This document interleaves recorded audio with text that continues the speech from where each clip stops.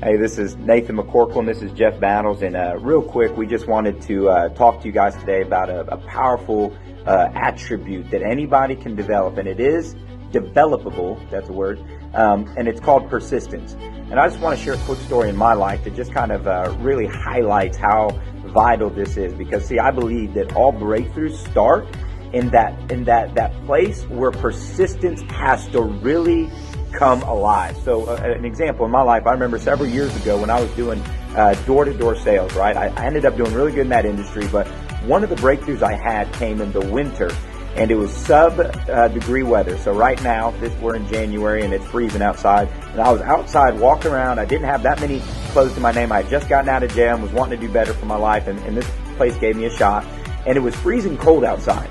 And I remember it was like 2.5 hours into my shift, and I had zero sales. Now, the average person would have said, and have said, I've seen tons of them, come pick me up. I want to sit in the warm van, right? But for me, I couldn't do that. I had a family. I had to take care of them. I had to provide. This was my way of taking care of my family. And there was a lot of income available, but you had to produce results.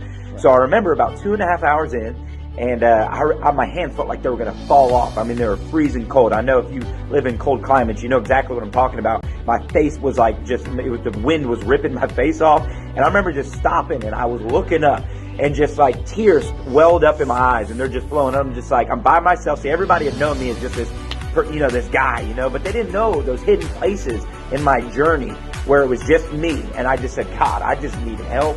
This is the way I'm taking care of my family. I don't know what to do. And it was just, as I just started talking about it and thinking about my family and why I was out there in the cold, this just fire, I can't explain, just fire just took a hold of me. And the cold just got a little less painful when I started really focusing in, and persistence showed up. And what happened is, right after that moment, I went and got 9 sales in a row, which in that industry was a really big deal. So I stepped in the van, and people had struggled that whole night, right? There was people they were waiting in a little McDonald's warming up. They were on the van warming up, but I had come in and crushed it. And they're like, how in the world? See, if I didn't need it to happen. See, some of you out there, you're wondering why you'll never make it if you don't really, or if you're not in a place where your back's against the wall, where there's something that you can't just turn around like, I'll give it a try. You can't just give it a try, whether it's your health. You can't just give it a try to be more healthy. If it's your marriage, you don't get married to just try it. I found most people spend more time planning the wedding than they do the marriage. And I think we need to spend more time developing persistence in the areas that, when it comes to living for God. You don't just give it I tell people sometimes just to kind of get them engaged in it, but in all reality, you can't just try it. You have to have the mind to win, and you have to have persistent. You have to move persistently, and don't confuse persistence with stubbornness, right?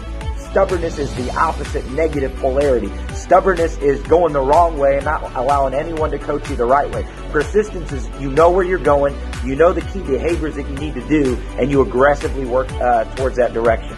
That's right, absolutely. I'm going to read you a scripture really quickly, guys. It's James 1:4. Let perseverance finish its work so that you may be mature and complete, not lacking in anything.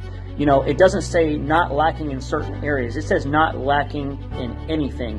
Perseverance. So when you really put that into perspective, you have to persevere harder towards your mission, harder towards your purpose that God has given to you, than the devil's going to persist to try to keep you from accomplishing those things. Because I promise you, the devil doesn't take days off.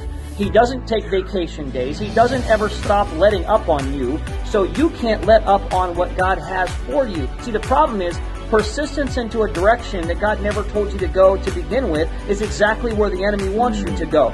So how do you know? See, I believe that your purpose is not something that you actually decide that you're going to do. Your purpose is something that you discover that you're supposed to do. Absolutely. See, God created a specific plan for you, and persistence in the direction that He wants you to go. It doesn't mean the enemy isn't going to attack. In fact, when you find your place, when you find where you're supposed to be going, I promise you the devil will attack you even harder, because it makes him more nervous. It scares him that if you figure out why you're alive, if you figure out why he put you here, why you wake up every morning and take your first breath, when you figure that out, there is nothing that will stop you from wanting to persist towards your mission. Not even the negative friends and family that are going to, because they didn't get the same vision that God gave to you, when they try to stop you. See, most people will stop at the first negative advice or opinion that they have from somebody who never had a mission themselves. that's going to take place. So you have to be prepared for those moments that are going to come into your life. There's people that are going to come into your life that are going to try to stop you, but you have to continue to persist. The example I love to give all the time is like chopping down a tree. If you take an axe and if you hit a tree 500 times all over the tree, eventually the tree will fall. It might take a while, but it'll eventually fall. But if you hit that tree in the same spot every single time, it's going to fall 10 times faster. It will fall and it will fall faster, but you have to hit it the same spot every time. So those of you that are looking to lose weight, okay, maybe you say your midsection, man, I want to cut some weight. Well, what should you do every single day? Well, you should be hitting the sit-ups. You should be hitting midsection. Don't go work out your arms if you want to get your waist, trimmed down. It's crazy, but people don't understand. As simple as that sounds, you have to work in the direction that your mission and your calling is, or you're actually going to be persisting in the wrong place, and that will hurt you. So persistence is only valuable, you guys, if you are really working in the right place and working in the right direction. 100%. One thing that I do, just to kind of give you a little insight, is each year what I do is I break up my big goals into just 3 big goals. Because what I found is people try to focus on so many things that they're mediocre at tons of things, but they're never great at a few things, or world class at one thing. Think of people like, when you think Apple, who do you think? Steve Jobs, right? He was world class in that one area. Michael Jordan, what do you think? Basketball, right? He was world class in that one area. So one thing that I would highly recommend doing is doing fewer things more often and get better at them.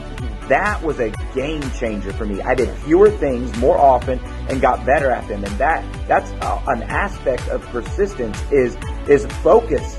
Focus and persistence really do go hand in hand. See, if you're looking at this mountain of stairs, right? And that can be overwhelming, but break it down. Just like he said, you want to break it down into just small baby steps. So once I get my 3 big goals for the year, I break it down. So what are some things I can do this month? What are 3 things if I achieve this month that would help me get towards my year goal? Then what are some things I can do this week that are going to help me achieve my monthly goal? And then lastly, I take 2 or 3 behaviors. Just 2 or 3 small behaviors, so like he said, it may be if it's your health, since that's something somewhat tangible, maybe it's okay every day and track it. You want to track these things. That helps when you've got a definite purpose, a definite mission, and you're tracking your results, that helps to develop progress. Being able to see progress develops persistence. So if it's health, maybe it's 5 times a week I want to prep my meals and eat a healthy meal every day, and you check it off every time you hit it. And then maybe it's I want to work out 30 minutes. Get up 30 minutes earlier and grind on that. If it's your spiritual life, same thing. Find 2, maybe 3 behaviors and just attack them violently, and surround yourself with people that are going to help you to be encouraged and inspired to attack them violently. Yeah, absolutely. Persistence. Okay, so persistence in your home and in your marriage. Here's what persistence would look like. Waking up every day and making sure that you give your spouse a hug and a kiss the first thing when you will. I'll make sure they brush your teeth first, but then, but that's what persistence would look like every day. Don't get up and go get yourself breakfast first. First thing you do, get up and acknowledge your spouse, number 1. That's persistence. Number 2, another area, persistence in losing weight. The first thing that you should do in the morning is be prepared, to go to the gym, to get through, a workout series that you need to do. But, persistence in the area of getting closer, having a closer relationship to God. Start your day every day in prayer. Start your day every single day on your knees, because I'm going to tell you, it is persistence in the direction that you want to go. But I'm telling you, when you pray, you spend more time with God, guess what happens? See, back in the early Bible days, there wasn't a Bible, there wasn't a Word of God to know what you're lined up with. How did people know if they heard from God? They heard His voice. That's so good. Because they were persistently reaching out to Him every single morning, every single day. That's how they knew. They communicated with God because they knew His voice, because it was a persistent, God, I need you every day. So I'm going to encourage you guys to, whatever direction is, if it's in your business, do the same things that you're taught every week. Do them every day. Plan on doing it every day. Don't let the day go by. Do not let the sun go down until you've accomplished those small things that's going to lead you closer to your goal. And then you will be given your testimony on stage because you did those little things. Not because you're greater than anybody else, but because you did the small things that everyone else wasn't willing to do. So we hope that this message, you guys, helped you, prepared you, to spend a few extra minutes every day in the direction that God has called you to go into. Guys, God bless, and we'll talk to you next time.